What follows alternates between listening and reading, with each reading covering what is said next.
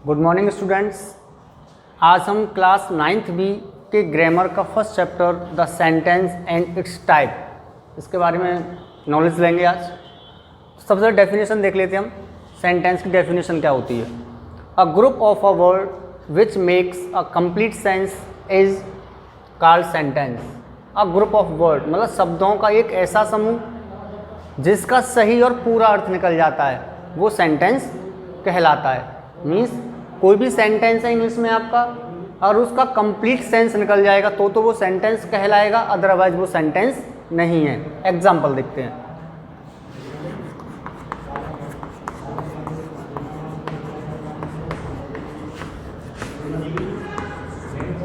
Ram is a boy.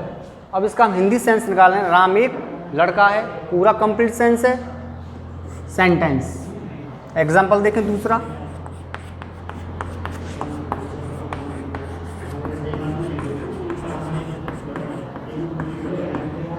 Boy Ram is the, क्या इसका कोई भी कंप्लीट सेंस निकलेगा? नहीं निकलेगा। जब इसका कंप्लीट सेंस नहीं निकलेगा तो ये सेंटेंस नहीं होगा। तो कहने का मीन्स ये है कि जिन शब्दों के ऐसे समूह जिनका कंप्लीट सेंस निकल जाएगा वो सेंटेंस कहलाएंगे, अदरवाइज वो सेंटेंस नहीं होंगे। Next, 5 types of the sentence. Sentence के 5 टाइप्स होते हैं। Number first,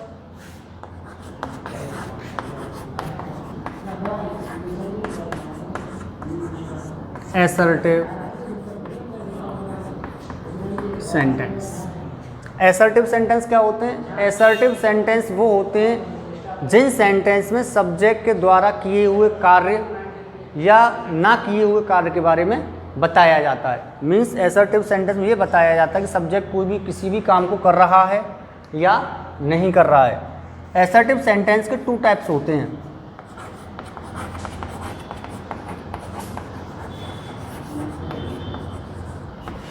affirmative sentence and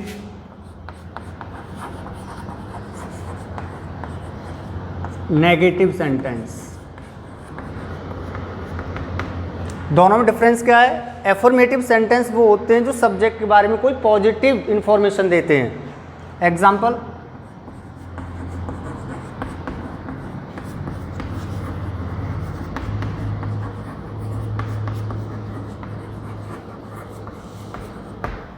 Ram is playing the match. Ram match खेल रहा है तो राम के बारे में पॉजिटिव बात बताई गई है कि हाँ जी वो मैच खेल रहा है। तो ये हमारा असर्टिव सेंटेंस का first type, affirmative sentence. Assertive का सेंटेंस होता है टाइप दूसरा, नेगेटिव। इसमें क्या होता है? इसमें सेंटेंस के बारे में कोई भी सूचना नहीं दी जाती है।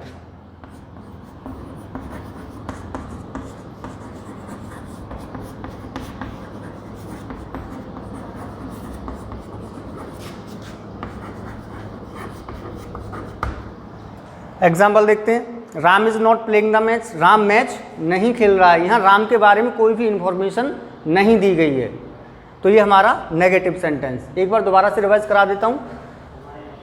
असर्टिव सेंटेंस के 2 टाइप्स होते हैं, एफर्मेटिव सेंटेंस और नेगेटिव सेंटेंस। एफर्मेटिव सेंटेंस में क्या होता है? एफर्मेटिव सेंटेंस में सब्जेक्ट के द्वारा किए हुए कार्य के बारे में बताया जाता है।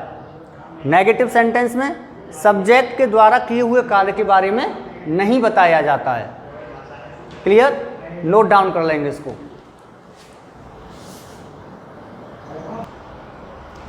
अब असर्टिव के बाद हमारा सेंटेंस का टाइप नंबर 2 होता है इंटेरोगेटिव सेंटेंस। इंटेरोगेटिव सेंटेंस क्या होते हैं? Such sentence ask question. इस प्रकार के सेंटेंस आपसे क्वेश्चन करते हैं। Example, where do you live? आप कहाँ रहते हो? क्वेश्चन किया गया आपसे। Second, are you crazy? क्या आप पागल हो? यहाँ भी क्वेश्चन आपसे किया गया। जिस तरह से असर्टिव सेंटेंस के 2 टाइप्स होते हैं उसी तरीके से इंटेरोगेटिव सेंटेंस के भी 2 टाइप्स होते हैं। Number first, helping verb type. ये कौन सा टाइप होता है? जो भी सेंटेंस आपका इंग्लिश में किसी न किसी हेल्पिंग वर्ब से स्टार्ट होगा। हेल्पिंग वर्ब मतलब is, am, are, was, were, do, does, did, has, have, had, shall, will, जिनसे स्टार्ट होंगे वो हेल्पिंग वर्ब टाइप के क्वेश्चंस होंगे। और इन क्वेश्चंस का आंसर हमेशा यस या नो में दिया जाता है। Example,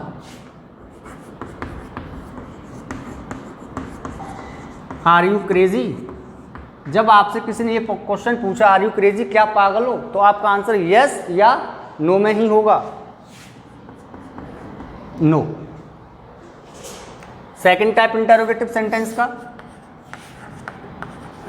question word type. ये कौन से सेंटेंस होते हैं? जो भी आपके इंग्लिश के सेंटेंस किसी न किसी क्वेश्चन वर्ड फैमिली के मेंबर से स्टार्ट होंगे, why, where, how many, how much, when, वो सारे सेंटेंस आपके क्वेश्चन वर्ड टाइप होते हैं। और इन सेंटेंस का आंसर आप यस या नो में नहीं देते हैं, इन सेंटेंस का आंसर आपको पूरा देना पड़ता है। एग्जाम्पल,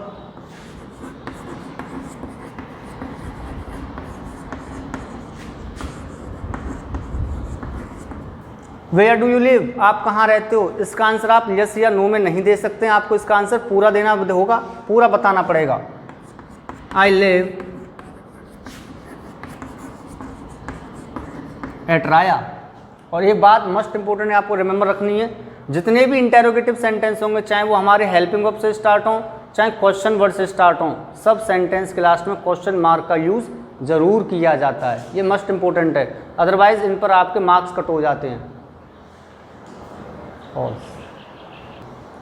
सेंटेंस का थर्ड टाइप हमारा इंपेरेटिव सेंटेंस, आज्ञावाचक या आज्ञासूचक वाक्य। इनकी आइडेंटिफिकेशन क्या होती है? इन सेंटेंस से या तो आपको ऑर्डर के बारे में बताया जाएगा, या किसी एडवाइस के बारे में, या किसी रिक्वेस्ट के बारे में। इनका सब्जेक्ट यू होता है जो कि हमेशा हाइड रहता है, छिपा हुआ रहता है।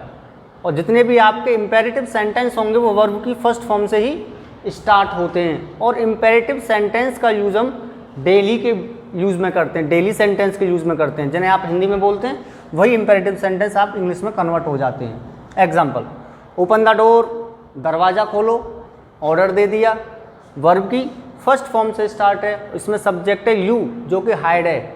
मैंने ओपन द डोर कहा तो किसी सेकंड पर्सन से कहा होगा, लेकिन मैंने उसको क्लियर नहीं किया वो सेकंड पर्सन कौन है, वो हाइड रहता है। प्लीज़ कम हियर, कृपया यहाँ आइए, रिक्वेस्ट है यहाँ पर। इंपेरेटिव सेंटेंस आपके ये होते हैं। नंबर 4, ऑप्टेटिव सेंटेंस, इच्छा सूचक वाक्य। इन वाक्यों से क्या होता है? किसी को श्राप दिया जाता है, कर्ज, ब्लेस, किसी को आशीर्वाद या कोई भी विश की जाती है। और जितने सेंटेंस के लास्ट में एक्सक्लेमेशन मार्क जरूर लगाते हैं, एक डंडा और उस डंडे के नीचे एक बिंदी। और जितने भी आपके ऑप्टेटिव सेंटेंस होते हैं वे सभी मे से स्टार्ट होते हैं। Example, may you live long, exclamation mark. May you live long का मतलब आपकी लंबी उम्र हो, ब्लेस, आशीर्वाद। मे यू र्यून्ड, र्यून्ड का मतलब होता है बर्बाद हो जाना या तबाह हो जाना। मे यू र्यून्ड, तुम बर्बाद हो जाओ या तुम तबाह हो जाओ, यहाँ आपको कर्ज दे दिया, श्राप दे दिया। ऑप्टेटिव सेंटेंस हमारे ये होते हैं। और नंबर लास्ट है हमारा एक्सक्लेमेटरी सेंटेंस, जिनको आप बोलते हैं विस्मयादिबोधक वाक्य। इन सेंटेंस से क्या होता है? खुशी के बारे में, किसी को शाबाशी देनी है या कोई भी आपको दुख होता है, उसके लिए एक्सक्लेमेटरी सेंटेंस का यूज़ होता है। और उस सेंटेंस में कुछ वर्ड्स यूज़ किए जाते हैं। हुर्रा, खुशी के लिए, ब्रेवो, किसी को शाबाशी देने के लिए, किसी की प्रशंसा करने के लिए, अलास, कोई भी दुख को बताने के लिए। और इन वर्ड्स के तुरंत बाद ही एक्सक्लेमेशन मार्क का यूज़ किया जाता है। Example, hurray, I have passed, खुशी है मैं पास हो गया हूँ। आई होप टॉपिक समझ में आया होगा। नोट डाउन करेंगे सारे टॉपिक्स को अपनी नोटबुक में। कोई भी क्वेरी है तो पर्सनल नंबर पर आप मुझसे पूछेंगे। Thank you.